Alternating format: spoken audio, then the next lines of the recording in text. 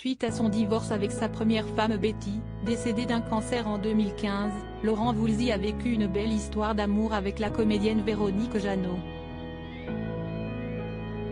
C'est en 1987 qu'il rencontrait celle qui allait devenir sa seconde épouse, la journaliste Mirella Le Petit qui travaillait à l'époque pour le magazine Télépoche.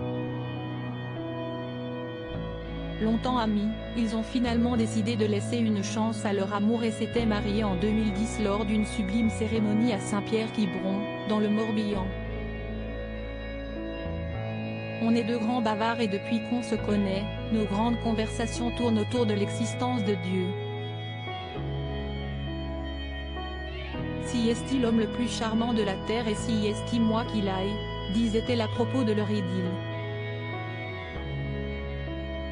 Papa de Julien Voulzy, qui a formé le groupe Les Cherches Midi avec Pierre Souchon, et de Nicolas, alias Lieutenant Nicholson, fruit de son premier mariage avec Betty, l'interprète des titres Belle Île en mer et L'amour est un oiseau est devenu papa de 2 garçons avec sa seconde épouse, Quentin Voulzy né en 2002, qui fait ses études en Angleterre, et Cliff. En 2019, le chanteur avait révélé quelques informations concernant Quentin aux journalistes du magazine Paris Match.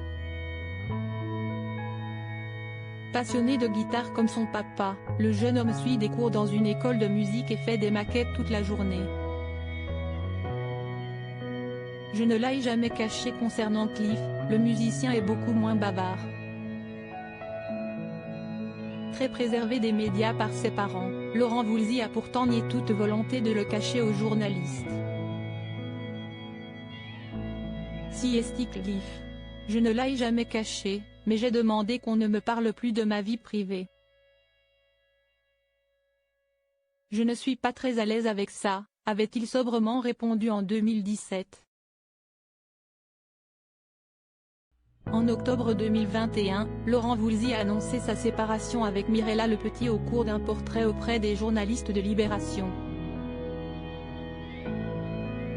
Ce père de 4 garçons, l'identité du dernier a été révélée tardivement, note de la rédaction, tout musicien, qui a vécu longtemps en Angleterre, avant une récente séparation, reconnaît une affection transie pour la reine Elisabeth, pouvait-on ainsi lire dans le magazine.